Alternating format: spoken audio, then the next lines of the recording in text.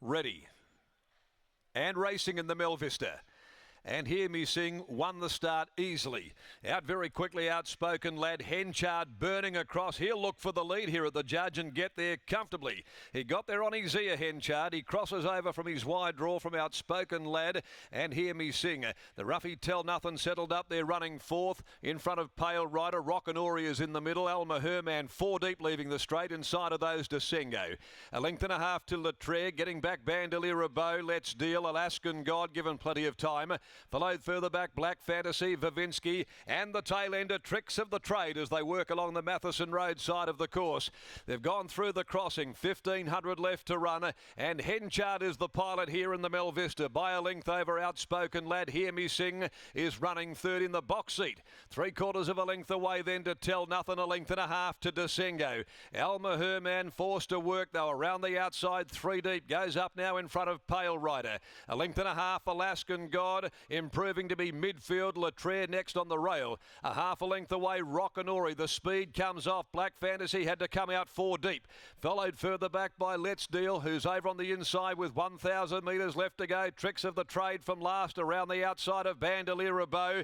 And Vavinsky relegated towards the tail as Henchard gets the Melvista served up on a platter. They're leaving him alone and he's dictating his own terms. 800 left to go. Henchard 3/4 of a length in front of Move coming from the Ruffy Tell Nothing. And so around the outside, Tell Nothing set alight, goes up and headed off Henchard. Outspoken Lad. A length away then Alma Herman. Hear Me Sing and Pale Rider. They're followed after a length and a half, Alaskan God. Rockanori's got up on his inside coming towards the turn. He's trying to force his way through traffic. Down on the rails, Desengo. Bandolier Bow, Black Fantasy, Tricks of the Trade, a day from them at the top of the home straight. Outspoken Lad hit the front from Tell Nothing. Henchard comes back behind them. Rockanori still picking his way through them. Alaskan God lets down and he's coming with a big run. Tricks of the Trade further back, charging home. Alaskan God hit the front. Tricks of the Trade rattling down the outside, but it's Alaskan God. Alaskan God, Derby bound beat Tricks of the Trade. Outspoken Lad third from Hear Me Sing, Black Fantasy and Pale Rider. Then came Rockanori behind those, followed by Desengo. Henchard, he weakened out of it. Back there with Let's Deal, Tell Nothing, Latrere. And they were followed further back in the field by, on pulling up, Bandolier Bow, Alma Herman and Vavinsky is amongst the last of them to greet the Judge.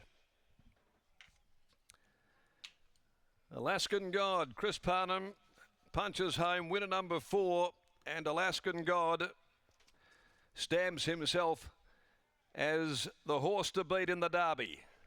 Alaskan God makes it 4 straight this preparation for the Danny Morton stable. Winner 4 for the day for Chris Parnham, and he is still untapped.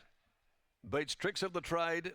He got right back, had to make his move, just come out to find a bit of flow room when they were really walking. And he's finished off the race particularly well. They go to the Derby in great condition. Back third was Outspoken Lad. He's run a terrific race. And fourth is number 3, Hear Me Sing. 5th, Rockanori was there. He just blew out the last little bit. Didn't quite get the trip. So there'd be a question mark there.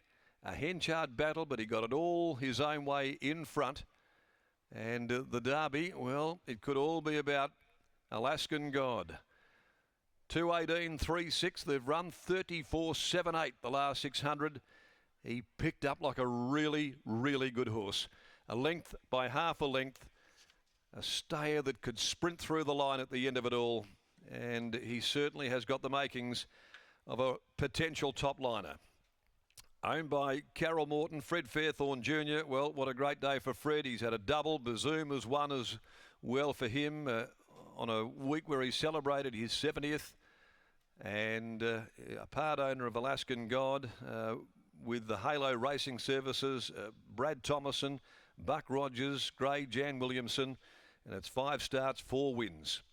Second, Tricks of the Trade. He just continues to race so well by Trade Fair from My Name's Trixie for Bill and Patricia Robinson. Troy Turner, the rider for the Cole Webster Yard. He loses no friends on that defeat.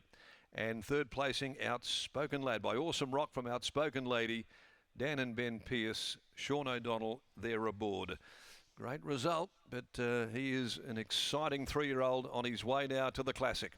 Race 8, the City of Belmont, WA Oaks at 4:50. Brad Parnham will ride number 6, Kia Aura Jewel here in the next. And Jason Whiting is now on to 9, Lady Chant.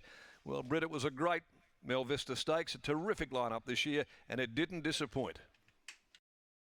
Colica joins me from the Danny Morton yard, and Vinny, you're smiling from ear to ear. It's relief. What is the overall emotion here? Oh, just the monkey off our backs, to be honest.